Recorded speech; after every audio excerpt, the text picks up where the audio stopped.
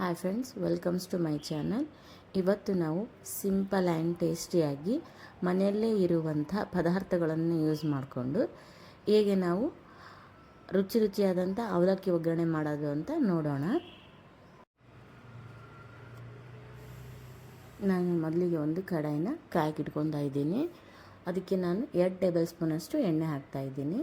ಎಣ್ಣೆ ಚೆನ್ನಾಗಿ ಕಾಯಬೇಕು. ಎಣ್ಣೆ ಕಾದ ನಂತರ ಅದಕ್ಕೆ ಸ್ವಲ್ಪ ಸಾಸಿವೆ ಹಾಕ್ತಾಯಿದ್ದೀನಿ. ಒಂದು 1/2 ಟೀ ಸ್ಪೂನಷ್ಟು ಸಾಸಿವೆ, ಅದು ಚೆನ್ನಾಗಿ ಸಿಡಿಬೇಕು. ಆಮೇಲೆ ಒಂದು 1/2 ಟೀ ಸ್ಪೂನಷ್ಟು ಜೀರಿಗೆನೂ ಹಾಕ್ತಾಯಿದ್ದೀನಿ. ಈ ಎರಡು ಚೆನ್ನಾಗಿ ಅದರದ್ದು ಪರಿಮಳ ಬಿಟ್ಕೋಬೇಕು ನೋಡಿ. ಈಗ ಅದಕ್ಕೆ ನಾನು ಒಂದು 2 ಟೀ ಸ್ಪೂನಷ್ಟು ಶೇಂಗಾ ಹಾಕ್ತಾಯಿದ್ದೀನಿ. ಆಮೇಲೆ 1 ಟೀ ಸ್ಪೂನಷ್ಟು ಕಡಲೆಬೇಳೆ, 1 ಟೀ ಸ್ಪೂನಷ್ಟು ಉದ್ದಿನಬೇಳೆನೂ ಹಾಕ್ತಾಯಿದ್ದೀನಿ. ಈಗ ಅವೆಲ್ಲ ಚೆನ್ನಾಗಿ ಫ್ರೈ ಮಾಡ್ಕೊಳ್ಳೋಣ.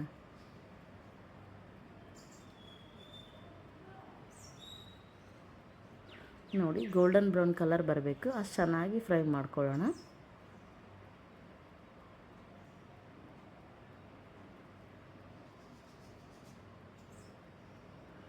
ಈಗ ಅದಕ್ಕೆ ನಾನು ಸಣ್ಣದಾಗಿ ಕಟ್ ಮಾಡಿರುವಂಥ ಒಂದು 4 ಮೆಣಸಿನ್ಕಾಯಿ ಹಾಕ್ತಾಯಿದ್ದೀನಿ. ಅದರ ಜೊತೆ ಕರಿಬೇವನ್ನು ಹಾಕ್ತಾಯಿದ್ದೀನಿ.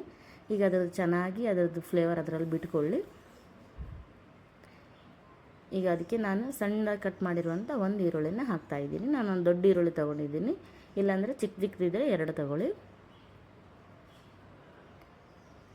ಎಣ್ಣೆಯಲ್ಲಿ ಚೆನ್ನಾಗಿ ಈ ಈರುಳ್ಳಿ ಮೆತ್ತಗಾಗಬೇಕು, ಅಲ್ಲಿವರೆಗೂ ಬಾಡಿಸೋಣ.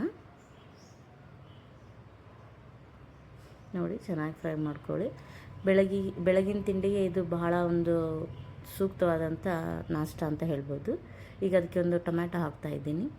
ಈಸಿ ಆ್ಯಂಡ್ ಟೇಸ್ಟಿಯಾಗಿ ಇರುತ್ತೆ. ಟೊಮ್ಯಾಟೊ ಸ್ವಲ್ಪ ಮೆತ್ತಗಾಗಲಿ. ಈಗ ಅದಕ್ಕೆ ನಾನು ಸ್ವಲ್ಪ ಅರಿಶಿನ ಪುಡಿ ಹಾಕ್ತಾಯಿದ್ದೀನಿ, ಒಂದು 1/2 ಟೀ ಸ್ಪೂನಷ್ಟು.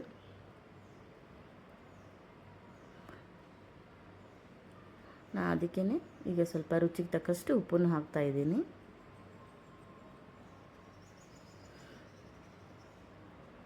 ಎರಡನ್ನು ಚೆನ್ನಾಗಿ ಫ್ರೈ ಮಾಡ್ಕೊಳ್ಳೋಣ.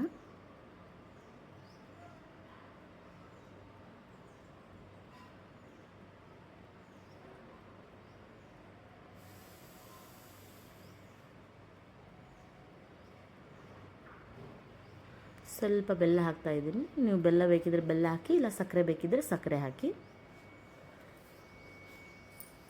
ಚೆನ್ನಾಗಿ ಎಲ್ಲ ಬೆಲ್ಲ ಅದರಲ್ಲಿ ಕರಗಬೇಕು, ಅಷ್ಟು ಚೆನ್ನಾಗಿ ನಾವು ಅದನ್ನು ಕಲಿಸ್ಕೊಳ್ಳೋಣ.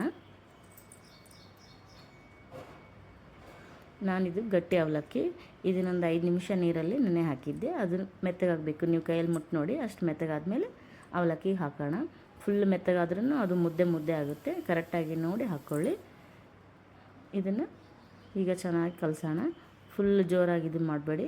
ಅದೇನಾದರೂ ಫುಲ್ ಮೆತ್ತಗಾಗಿದ್ದರೆ ಅದು ಫುಲ್ ಉಂಡೆ ಆಗಿಬಿಡುತ್ತೆ. ನೋಡಿ ಕಲಿಸ್ಕೊಳ್ಳಿ. ನೋಡಿ, ಇಷ್ಟು ಕಲಿಸ್ಕೊಳ್ಳಿ. ನಾನೀಗ ಗ್ಯಾಸ್ ಆಫ್ ಮಾಡಿ ಮೇಲೆ ಸ್ವಲ್ಪ ಕೊತ್ತಂಬರಿ ಸೊಪ್ಪು ಉದುರಿಸ್ತಾ ಇದ್ದೀನಿ.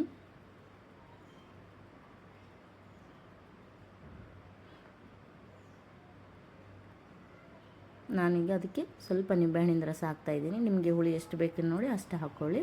ಯಾಕಂದರೆ ನಾವು ಟೊಮ್ಯಾಟೊನೂ ಹಾಕಿದ್ದೀವಿ ಅದಕ್ಕೆ. ನೋಡಿ ಫ್ರೆಂಡ್ಸ್, ರುಚಿಯಾದಂಥ ಅವಲಕ್ಕಿ ಒಗ್ಗರಣೆ ರೆಡಿಯಾಗಿದೆ. ಇದಕ್ಕೆ ನೀವು ಮೇಲೆ ಸ್ವಲ್ಪ ಏನಾದರೂ ಹಸಿ ಕೊಬ್ಬರಿ ಇದ್ದರೆ ಅದನ್ನು ಹಾಕಿ ಇನ್ನೂ ಚೆನ್ನಾಗಿರುತ್ತೆ. ನೋಡಿ ಫ್ರೆಂಡ್ಸ್, ಇಷ್ಟು ಚೆನ್ನಾಗಿದೆ. ಇದನ್ನೊಂದು ಸಾರಿ ಟ್ರೈ ಮಾಡಿ, ಹೇಗೆ ಬಂದಿದೆ ಅಂತ ಕಮೆಂಟ್ಸ್ ಮಾಡಿ. ಇನ್ನಷ್ಟು ರುಚಿಯಾದಂಥ ರೆಸಿಪಿಗಳನ್ನು ನೋಡಲು ನಮ್ಮ ಚಾನಲನ್ನು ಸಬ್ಸ್ಕ್ರೈಬ್ ಮಾಡೋದನ್ನು ಮರಿಬೇಡಿ.